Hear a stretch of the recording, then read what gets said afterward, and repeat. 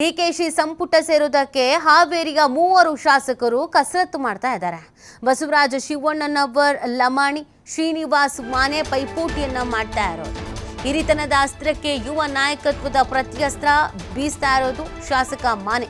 Seniority ಅನ್ನೋದು ವಯಸ್ಸಿನ ಹಿರಿತನದಿಂದ ಬರಲ್ಲ, ಹಿರಿತನ ಅನ್ನುವುದು ಸದನದ ಅನುಭವದಿಂದ ಬರುತ್ತೆ. ನಾನು 17 ವರ್ಷಗಳಿಂದ ಸದನದಲ್ಲಿದ್ದೇನೆ, ಇನ್ನೂ ಸಚಿವ ಸ್ಥಾನ ಸಿಕ್ಕಿಲ್ಲ. ಅನುಭವ ಗೊತ್ತಾಗೋದು ಸದನದ ಮೂಲಕ, ವಯಸ್ಸಿನಿಂದ ಅಲ್ಲ.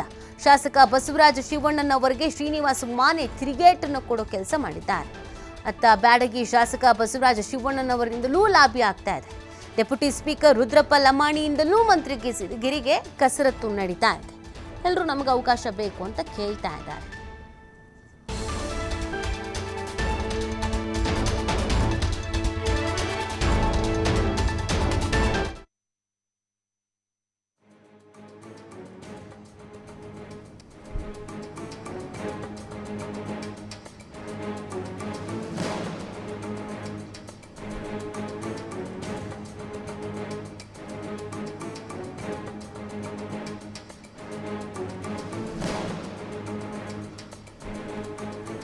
ನೋಡಿ, ಹಿರಿತನದ ಆಧಾರದ ಮೇಲೆ ಅವಕಾಶ ಕೊಡಬೇಕು, ಹಿರಿತನದ ಆಧಾರದ ಮೇಲೆ ಅವಕಾಶ ಕೊಡಬೇಕು ಅನ್ನೋದೊಂದು ಚರ್ಚೆ ಇದೆ ಅಲ್ವಾ? ಅದಕ್ಕೆ ಇಲ್ಲಿ ಹಿರಿತನ ಅಂದರೆ ಏನು, ಹೇಗೆ, ಗೆತ್ತ ಅನ್ನೋದು ನೀವು ಎಕ್ಸ್ಪ್ಲೇನ್ ಮಾಡ್ತಾ ಇದ್ದಾರೆ.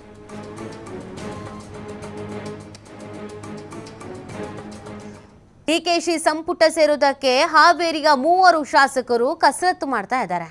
ಬಸವರಾಜ ಶಿವಣ್ಣನವರ್, ಲಮಾಣಿ, ಶ್ರೀನಿವಾಸ್ ಮಾನೆ ಪೈಪೋಟಿಯನ್ನ ಮಾಡ್ತಾ ಇರೋದು.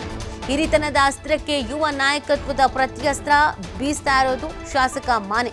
ಸೀನಿಯಾರಿಟಿ ಅನ್ನೋದು ವಯಸ್ಸಿನ ಹಿರಿತನದಿಂದ ಬರಲ್ಲ, ಹಿರಿತನ ಅನ್ನುವುದು ಸದನದ ಅನುಭವದಿಂದ ಬರುತ್ತೆ.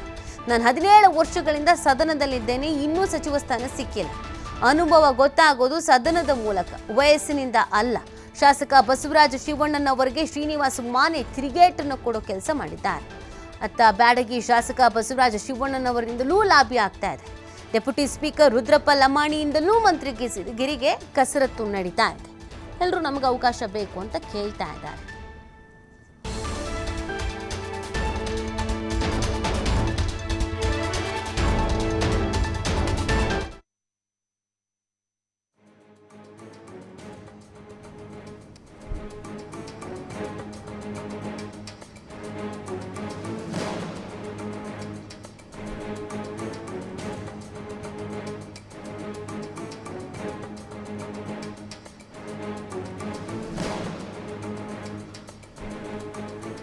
ನೋಡಿ, ಹಿರಿತನದ ಆಧಾರದ ಮೇಲೆ ಅವಕಾಶ ಕೊಡಬೇಕು, ಹಿರಿತನದ ಆಧಾರದ ಮೇಲೆ ಅವಕಾಶ ಕೊಡಬೇಕು ಅನ್ನೋದೊಂದು ಚರ್ಚೆ ಇದೆ ಅಲ್ವಾ?